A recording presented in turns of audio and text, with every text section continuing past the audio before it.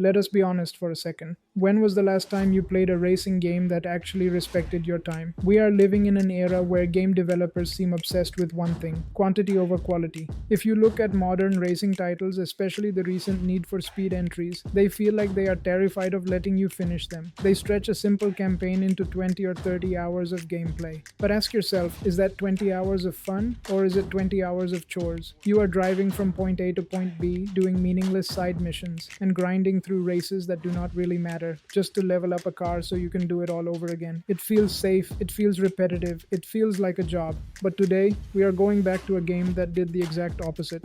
A game that gave us pure, unfiltered adrenaline for 4 straight hours. No fillers, no grinding, just one long, dangerous sprint.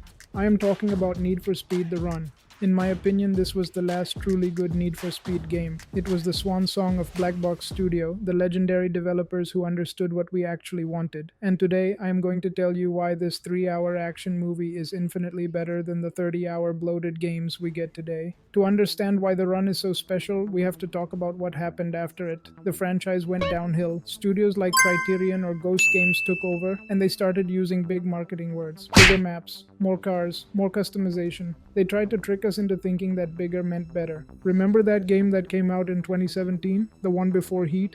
Need for Speed Payback.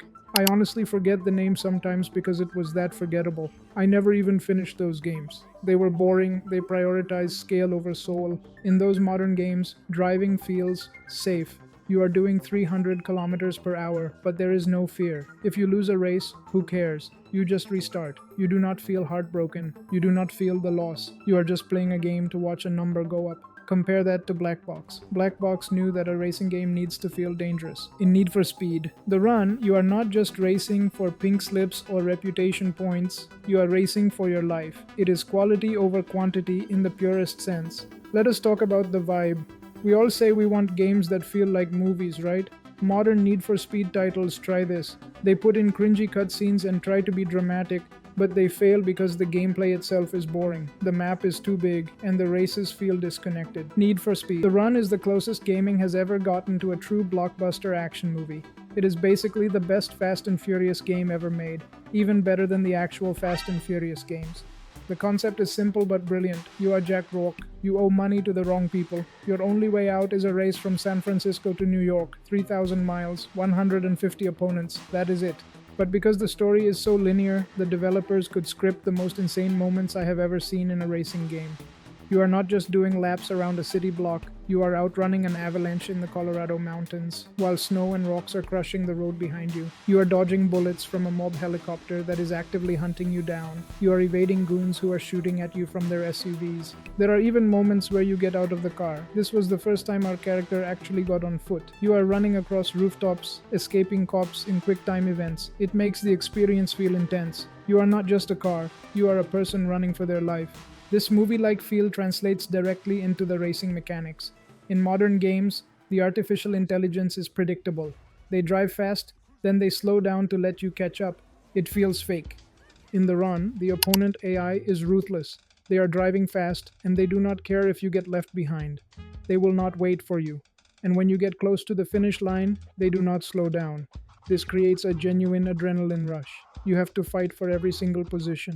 Because of the reset mechanic, losing actually hurts. If you wreck or fall behind, you have to use a reset. If you run out of resets, you have to start the whole race over. And these races are long. You do not want to lose. This creates moments where you win by a single inch. You know what Vin Diesel says: a win is a win, whether it is by an inch or a mile. In this game, you feel that. You are sweating at the finish line. That feeling is completely missing from games like Unbound or Heat. Now let us talk about how the cars actually drive. Modern Need for Speed games have this brake-to-drift handling model. You tap the brake, the car slides perfectly around a corner, and the game holds your hand. It is easy, it is arcadey, and frankly it is boring. The run feels heavy, it feels risky. The physics engine was built on Frostbite 2, and the cars have weight. You cannot just take a muscle car like a Mustang and expect it to corner like a dream. If you take a rear-wheel drive muscle car into a sharp turn, you are going to struggle. You have to fight the car. But if you pick a Porsche 911 GT3 or a Nissan GTR, you feel the grip. You feel the difference. You actually have to select the proper car for the proper stage. A muscle car is great for the long desert straights, but it is suicide in the snowy mountains.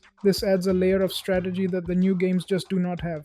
Visually, this game is 15 years old, but it still looks incredible. The lighting engine is superb. The snowy sections in particular are beautiful. The car models on the exterior hold up really well, even if the interiors are a bit dated. And the sound design? Perfect. In new Need for Speed games, I usually turn the music off immediately because the soundtrack is just not that good. But here, the score fits the action perfectly. It ramps up the tension. And thank God for the simple story. We do not need to save the world. We do not need to destroy a billionaire villain. We just need to race. The characters are generic, sure. There is a bad guy, and there is you. But they get the job done. In games like Need for Speed Unbound, the characters never shut up. Yeah, I was like, yo, bro. And yo, check this, bro. He was all like, if you know, bro. And you know what I said? Bro! They are talking to you 24/7, making cringy jokes while you are trying to drive. In the run, they shut up and let you race. It respects the fact that it is a racing game. Now, I want to be fair. The game is not perfect. The biggest complaint people have is the lack of customization. You cannot buy parts. You cannot upgrade your engine. You can only change the color or choose a pre-modified version of a car. I understand why people dislike that. Car culture is about building your ride. But for this specific game, it works. You are on the run. You do not have time to stop at a garage and install a new turbo. You grab a car and you go. It keeps the pacing fast. Also, we need to talk about availability. This game is delisted. You cannot buy it on Steam or the EA app anymore. If you want to play this, you have to hunt down a used disc for the PS3 or Xbox 360. Or if you are on PC, you might have to sail the 7 seas, if you know what I mean.